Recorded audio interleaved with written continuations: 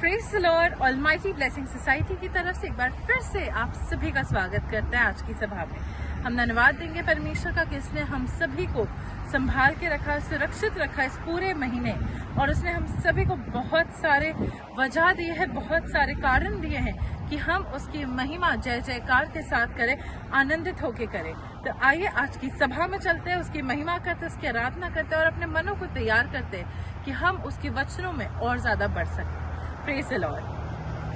जय मसीह की। I am रुद्राक्षी and मुझे आज एक टेस्टिमोनी देनी है। फ्रॉम पास्ट 2 मंथ्स मेरी काउंसलिंग चल रही है फॉर कॉलेज एडमिशन प्रोसेस। तो टोटल 5 राउंड्स होते हैं एंड 1 लास्ट में एक अपग्रेडेशन राउंड होता है। तो पहले राउंड में मतलब मेरे को डिसअपॉइंटमेंट मिल रहा था। मैंने सिस्टर से प्रे करवाया था अपने लिए कि मुझे कॉलेज अलॉटमेंट, मेरा काउंसलिंग अच्छा रहे। तो मेरे को फर्स्ट मीफ ब्रांच अलॉट हुई थी, mechanical engineering in electric vehicle.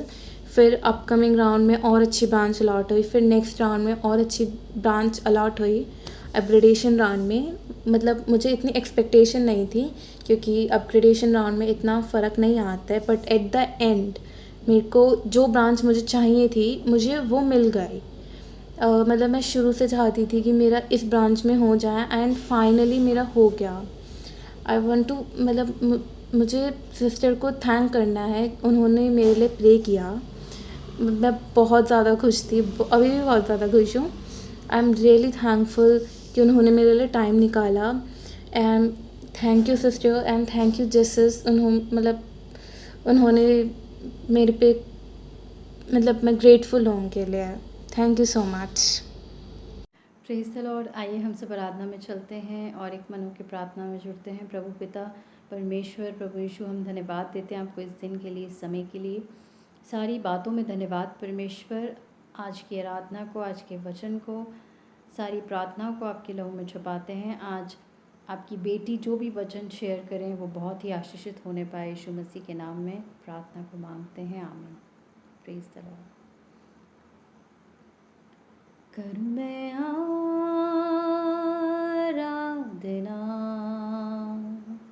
करूँ मैं आराधना,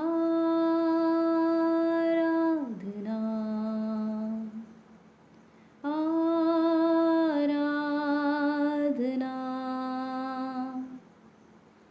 करूँ मैं आराधना,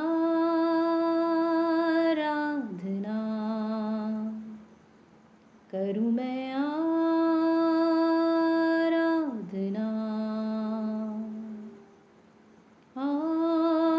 आराधना। देने को कुछ भी नहीं, मेरा तो है कुछ नहीं। आया हूँ लेकर खाली हाथ, देता हूँ खुद को मैं आज। करूँ मैं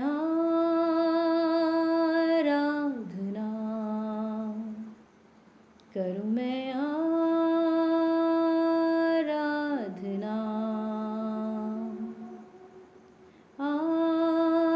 आराधना। सब कुछ तो तेरा ही है, मेरा तो है कुछ नहीं। जो कुछ है सब है तेरा ही नाम, करता हूँ मैं खुद को कुर्बान।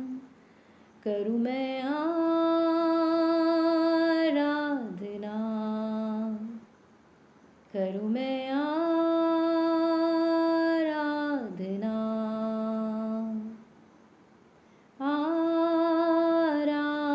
आराधना। सांसें जो तूने दी है, धड़कन जो तूने दी है, घुटनों पर मैं गिर कर कहूँ तेरे बिन जी ना सकूं, करूं मैं आराधना,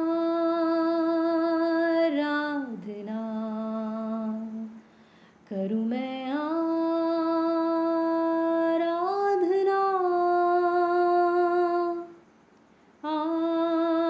आराधना। सर मेरा झुकाता हुआ खुद को मैं देता हुआ, मुख के बल मैं गिर कर आज कहता हूँ यही बार बार, करूँ मैं आराधना, करूँ मैं आराधना,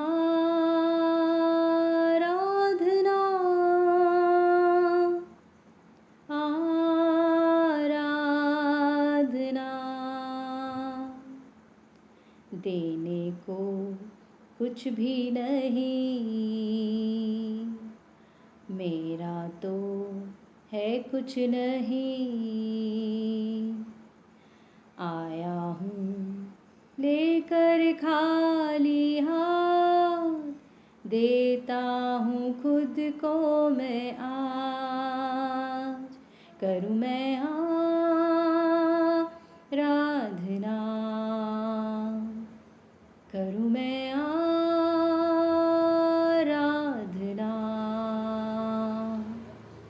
आराधना,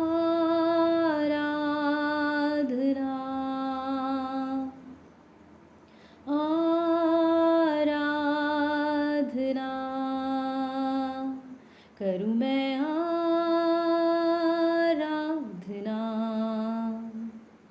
करूँ मैं आराधना,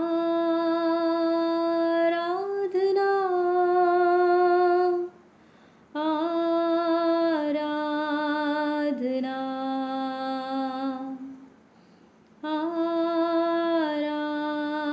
आराधना,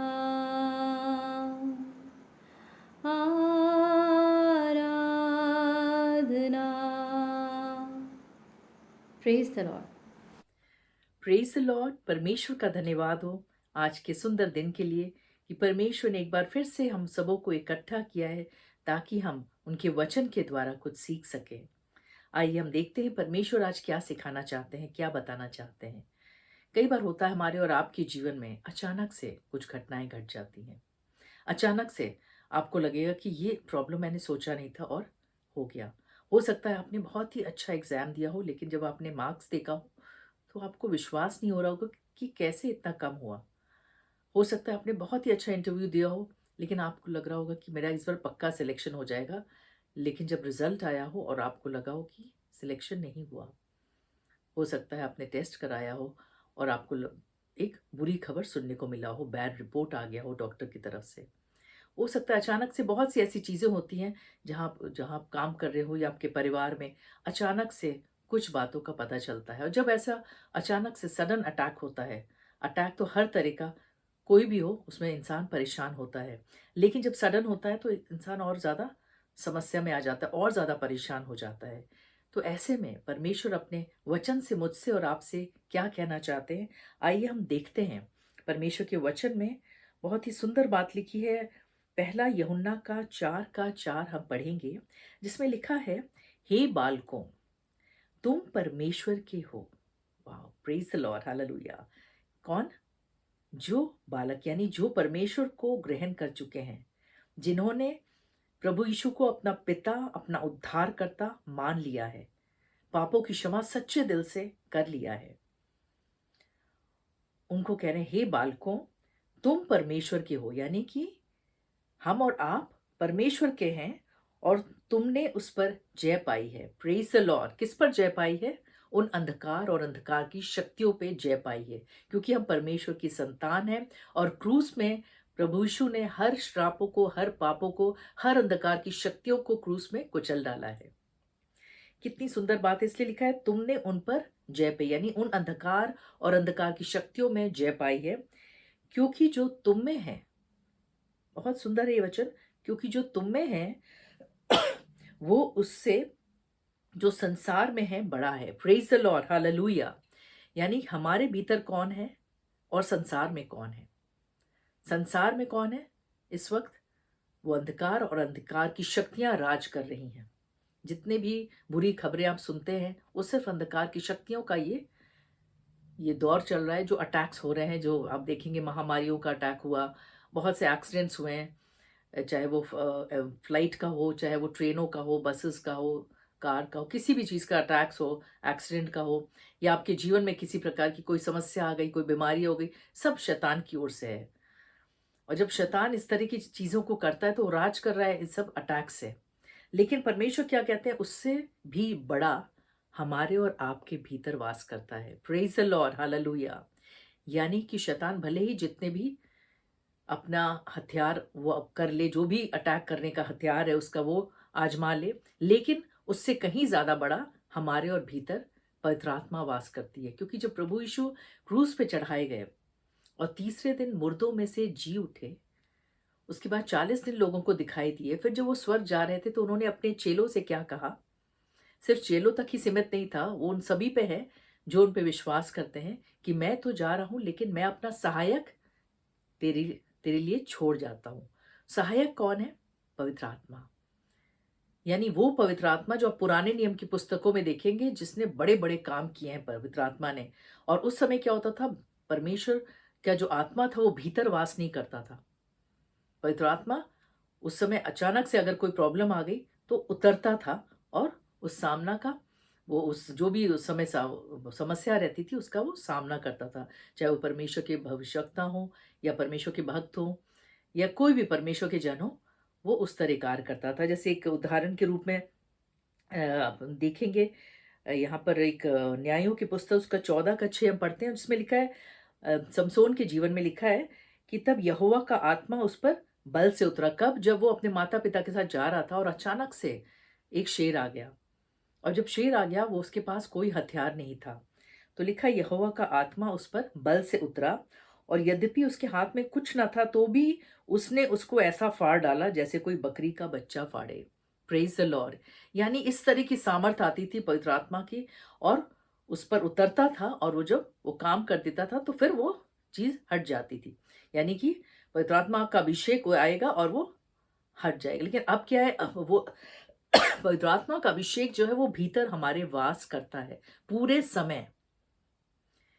पहले ये होता था कि हाँ, दाऊद ने जब गोलियत को मारा, शेर को मारा, भालू को मारा, तो पवित्र आत्मा उतरता था। जब भी सडन उस पर कुछ भी ऐसी चीजें आती थी, वो विश्वास करता था, स्तुति आराधना करता रहता था, घोषणाएं करता था परमेश्वर के वचन को और निर्डरता के साथ आगे बढ़ता था। और जब वो आगे बढ़ता था तो परमेश्वर का जो अभिषेक है, वो पवित्र आत्मा का अभिषेक उस पर उतरता था और कार्य होता था।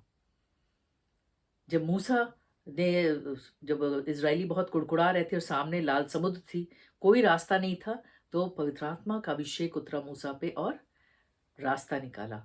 तो पवित्र आत्मा ने अद्भुत काम किए पुराने नियम में, लेकिन उस समय क्या होता था? उतरता था। लेकिन आज क्या है? लिखा है जो मुझ में है वो उससे कहीं ज्यादा बड़ा है जो संसार में है। यानी आज हमारे भीतर है। तो हमें और आपको क्या करना है? जब शैतान अटैक करता है तो हमें सचेत रहना है, जागृत रहना है। यहाँ लिखा है सचेत। पहला पतरस उसका 5:8 में लिखा है, सचेत हो और जागृत रहो, क्योंकि तुम्हारा विरोधी शैतान गरजने वाले सींग के नाई इस खोज में रहता है कि किसको फाड़ खाएं। वो ढूंढता रहता है कि किसको फाड़ खाएं, किसको नाश करे। लेकिन अगर आपको ये पहला जो वचन बोला गया है, आपको ये अंदर अब अंदर ही अंदर समा गया है, इस वचन को संभाल मतलब पूरी तरह आप अपने अंदर डाल लीजिए, मनन करिए इस वचन को। एक यूहन्ना का 4:4, और इसको आप बोलने लगिए, घोषणा करिए कि जो मुझ में है वो उस संसार से कहीं ज्यादा बड़ा है। जब आप ऐसे करके बोलेंगे, अपना नाम लेके बोलिए इन बातों को, तो आप देखेंगे कि जो भी प्रॉब्लम है वो अपने आप परमेश्वर आपको बुद्धि देंगे, परमेश्वर गाइड करेंगे, परमेश्वर टीच करेंगे, पवित्र आत्मा आपको हर चीजों में अगुवाई करेगी और एक बहुत बड़ी सफलता को आप देखेंगे अपने जीवन में। और यहाँ पर भी एक उदाहरण है, हम देखते हैं नए नियम में, और जिस तरह पौलुस को इटली जाना था और वो कैदियों के साथ जहाज में चढ़ा, आगे जाके बहुत बड़ा आंधी आने वाला था और उसकी परमेश्वर ने अगुवाई कर दी थी, बता दिया था कि ऐसा ऐसा होगा।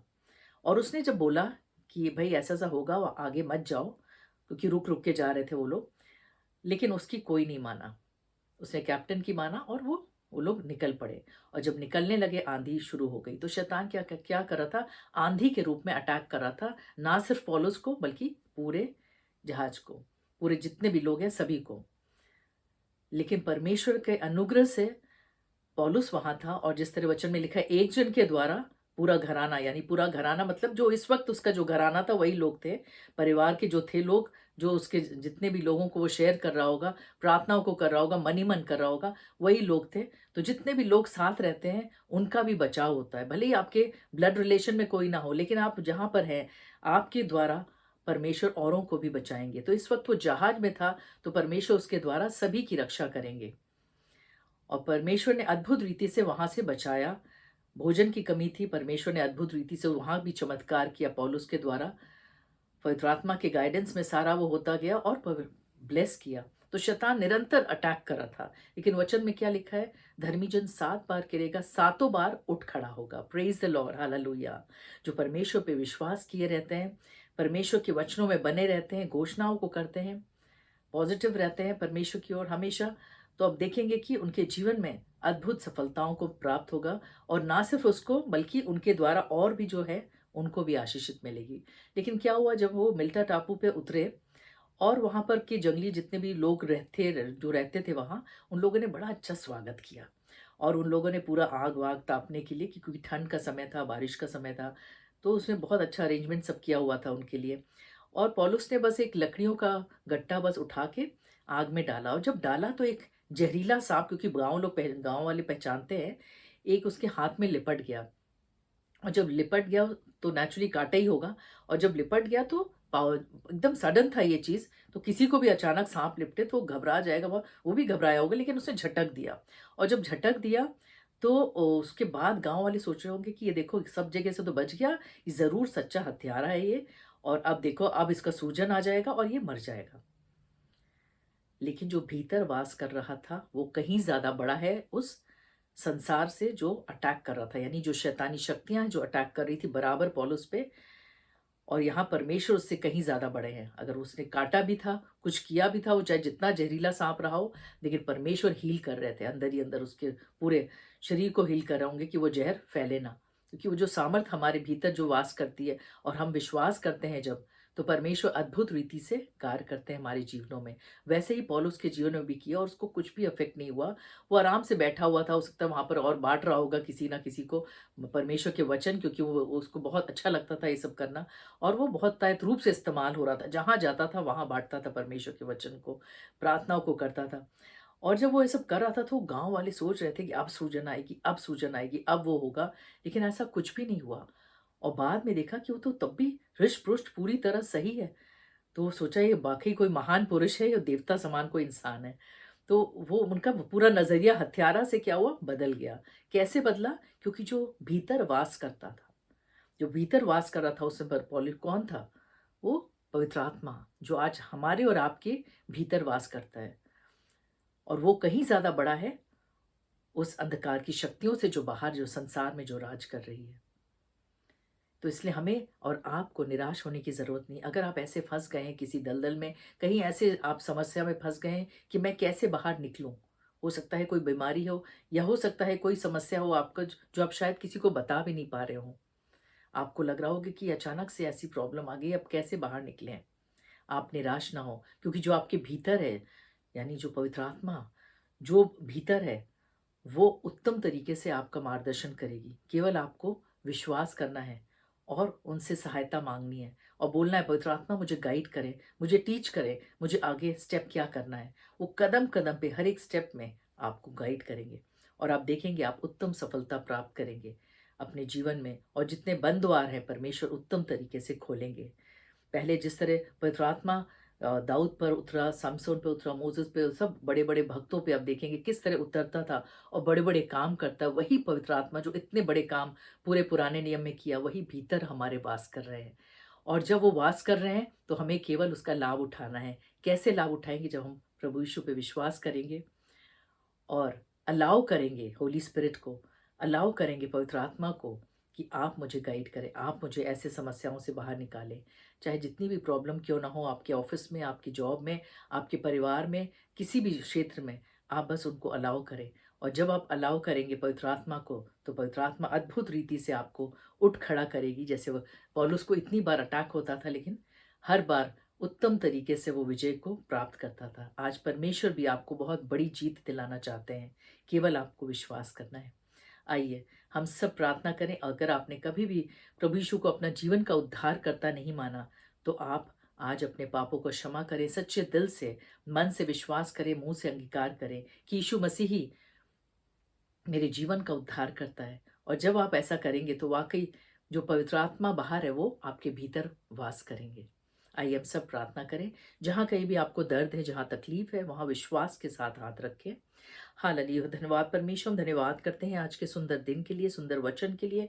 वाकई परमेश्वर, जिस तरह आपने अपना सहायक दिया है पवित्र आत्मा हमारे भीतर, कि परमेश्वर वो राज करे, परमेश्वर हमें गाइड करे, परमेश्वर कदम कदम पे वो अपने परमेश्वर सामर्थ प्रकट करते हैं। पवित्र आत्मा हम धन्यवाद करते हैं, प्रार्थना करते हैं इस वक्त परमेश्वर जितने भाई बहन परमेश्वर देख रहे हैं, अगर ये किसी भी समस्या में परमेश्वर फंसे हुए हैं, परमेश्वर आप उन्हें बाहर निकाले। परमेश्वर होने दे परमेश्वर, अगर बीमारी के बिस्तर में है परमेश्वर ये या इनको कोई प्रियजन, तो आप उन्हें बाहर निकाले। परमेश्वर आप अपनी सामर्थ प्रकट करें। परमेश्वर प्रार्थना करते हैं अगर कोई अंधकार की शक्तियों से ग्रसित है या कोई इवल अटैक्स हो रहे हैं उन पर, परमेश्वर टोटके किया जा रहा है, परमेश्वर प्रार्थना करते हैं ऐसे बंधनों से परमेश्वर आप परमेश्वर स्वतंत्र करें। परमेश्वर अलखी तरह सुतर रखा बाखा लबीदा रखा लुतर रखा बोकोरो हो दे। परमेश्वर किसी भी प्रकार से अचानक से कोई भी समस्या आ गई है, निराशा बहुत ज्यादा है, और निराशाओं से आप स्वतंत्र करें। परमेश्वर प्रार्थना करते हैं इस वक्त जब विश्वास से इन्होंने अपना हाथ रखा है उस अंग पे जहां इनको दर्द है, जहां चोट है, जहां पर इनको घाव है, जहां बीमारी है,